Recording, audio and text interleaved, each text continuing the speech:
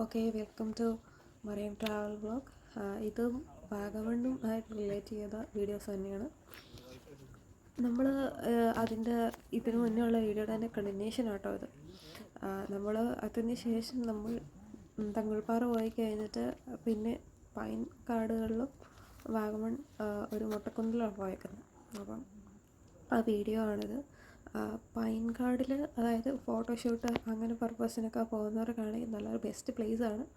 അത്ര മാത്രം ബ്യൂട്ടി ഉണ്ട് അവിടെ. നമ്മളിപ്പം വീഡിയോക്കകത്ത് എടുക്കുമ്പോൾ ആണെങ്കിലും അതിൻ്റെ മുകൾ ഭാഗവും താഴെ കാണുമ്പോൾ നമുക്ക് അത്ര വലിയ എഫക്റ്റ് ഒന്നും തോന്നുന്നില്ലെങ്കിൽ പോലും അവിടെ പോയി ഒരു അരമണിക്കൂർ ഇരിക്കുമ്പോഴേ നമുക്ക് അതിൻ്റെ ഒരു ബ്യൂട്ടി മനസ്സിലാകത്തുള്ളൂ.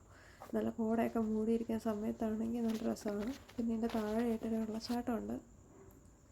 എൻട്രി പാസ് ഉണ്ട് കേട്ടോ. ഒരു 20 രൂപ 30 രൂപ അങ്ങനെ എടുത്ത് എൻട്രി പാസ് അതുകൊണ്ട് എൻട്രി പാസ് ഇവിടെയുണ്ട്. പിന്നെ വണ്ടി വെക്കണമെങ്കിൽ അവിടെയും കൊടുക്കണം 30 രൂപ 40 രൂപ അടുത്ത് പാസ്.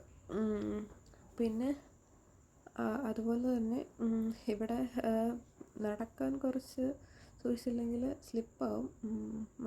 മറ്റേ ചെറിയ അതിൻ്റെ തന്നെ ഇലകൾ പൊഴിഞ്ഞ് കിടക്കുന്നുണ്ട്.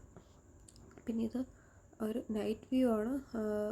വാഗമണ്ണ് ഒരു മൊട്ടക്കുന്നിൽ, അതായത് ഇതിൻ്റെ അപ്പുറത്ത് വേറൊരു മൊട്ടക്കുന്ന് പാസ് കൊടുത്ത് കയറ്റുന്നുണ്ട്. പക്ഷേ അവിടെ നല്ല പാസും കാര്യങ്ങളൊക്കെയാണ്.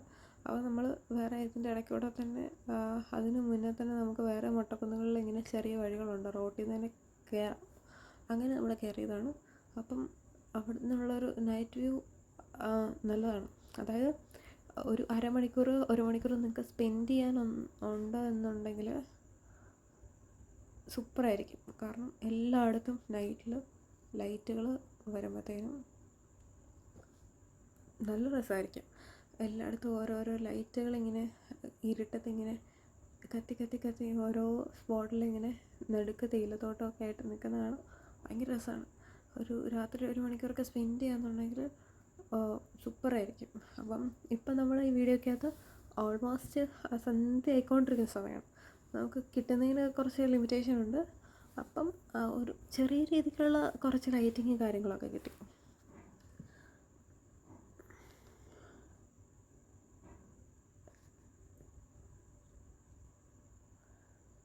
താഴോട്ട് ഇരുട്ടും, അതായത് മുകളിലോട്ട് നോക്കുമ്പോൾ മാത്രമേ ഒരു ചെറിയ പ്രകാശം ഉണ്ടായിരുന്നുള്ളൂ.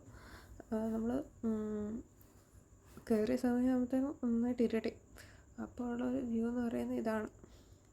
ബാക്കിയുള്ള മലകളിൽ നിന്നുള്ളൊരു വ്യൂസ് ഇങ്ങനെ വരും. കുറച്ച് രാത്രി ആകുന്തോറും ബ്യൂട്ടി കൂടിക്കൊണ്ടേയിരിക്കും. Thank you. നെക്സ്റ്റ് വീഡിയോ കാണാം.